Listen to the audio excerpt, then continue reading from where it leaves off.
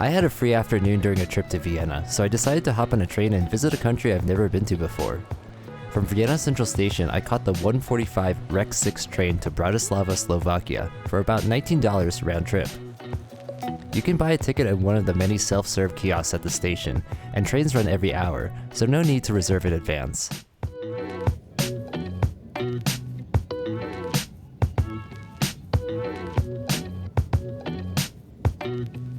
The Rex 6 takes about an hour and brings you to Bratislava Petržalka station, which is across the Danube and about 2 miles from the historical city center with all the main attractions I wanted to hit. If you want a smoother arrival though, I heard after my trip that you can take the Rex 8 instead. It's also hourly and goes directly to Bratislava Hlavna station, which is within walking distance of the old town, so it's much more convenient.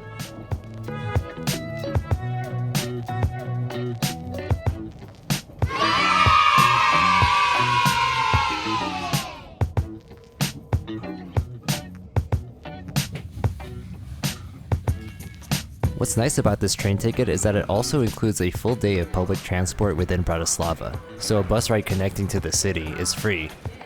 From the station, you can just hop on bus 93 by following the signs and ride it for a couple stops until you reach Hadzovo Nam.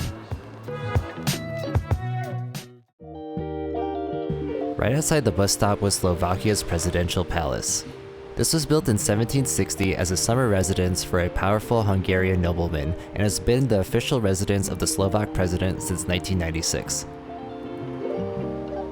I was lucky enough to catch the changing of the guard right when I arrived, which happens every hour on weekdays between 8 to 6 if the president is present.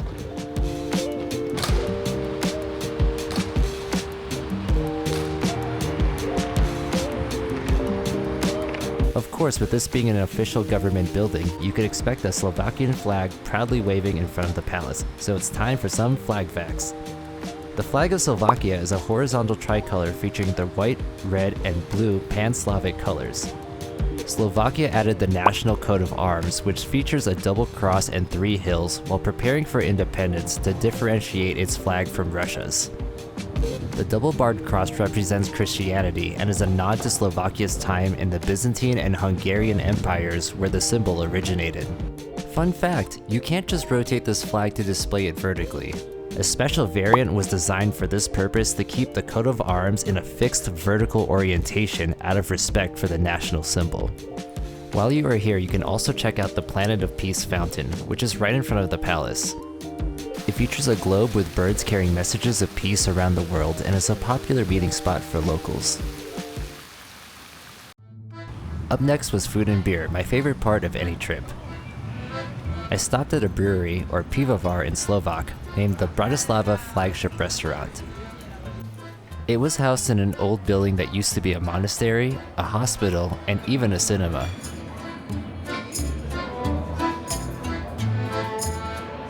They specialize in traditional Slovak food and brew their own beer on site, what they call a Pilsner-type monastery beer, the flagship's flagship, if you will. This was slightly sweet and weedy with a medium body and reminded me more of a Hefeweizen than a Pilsner. It was a good beer, just not what I was expecting, but I guess that's why they call it Pilsner-type.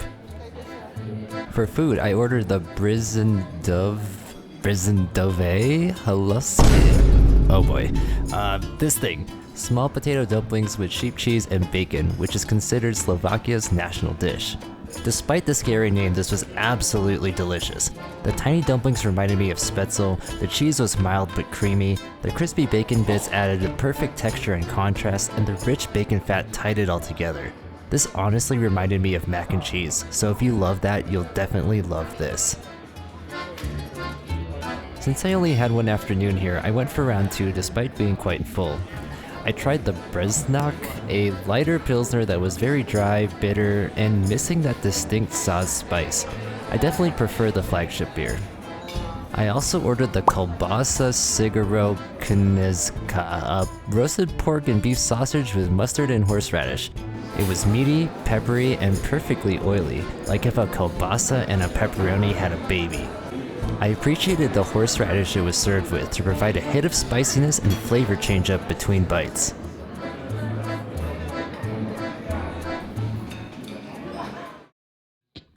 After that feast, I walked it off through Bratislava's old town, entering through Michael's Gate, the only remaining city gate from the medieval fortifications, dating back to the 14th century. On top of the tower is a statue of Michael the Archangel, whose head contains a time capsule from 1758. Its contents include the currency of the time and even a box with the relics of 9 saints sealed in sacred wax. A few blocks down is Primate's Square, home to Primate's Palace, an elegant pink neoclassical building.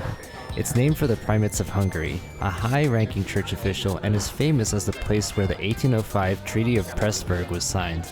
Today it serves as the office of the mayor and is also used to host concerts. Also in the square is the Punishing Well, where legend has it that bakers and craftsmen were dunked here as a form of public punishment if they produced subpar products. Eventually I reached the main square where a temporary stage was being set up. No one performed while I was there, so I admired Roland's fountain instead. According to legend, the knight on top bows towards the old town hall at midnight on New Year's to honor the 12 counselors who once saved the city. Around the square you'll also find some of Bratislava's whimsical statues, the Napoleonic soldier leaning over a bench, and just a block away the famous Chumil, the sewer worker, popping out of a manhole. Before my last stop I grabbed one more beer at the Zil Vern pub, which boasts about 20 beers on tap, though most are Czech. I managed to find a Slovak craft beer, the Pivovar General's Pineapple Express, a light session IPA with pineapple juice. I really liked this one. It was fruity, refreshing, not too bitter, and a nice change up from all the lagers. My last stop of the day was the walk up to Bratislava Castle, which sits on top of a hill overlooking the city. There's a history museum inside, but since I'm not a big museum person when I travel, admiring it from the outside and working off the beers was more than enough for me.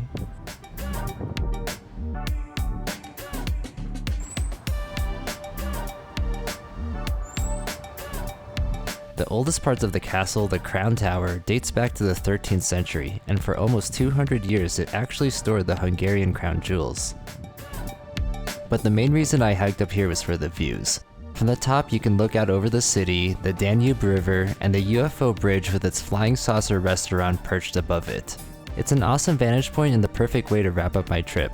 For a quick visit, I feel like I got a solid taste of the city and it definitely made me want to come back and see more. Thanks for watching, don't forget to like and subscribe, and I'll see you in the next one.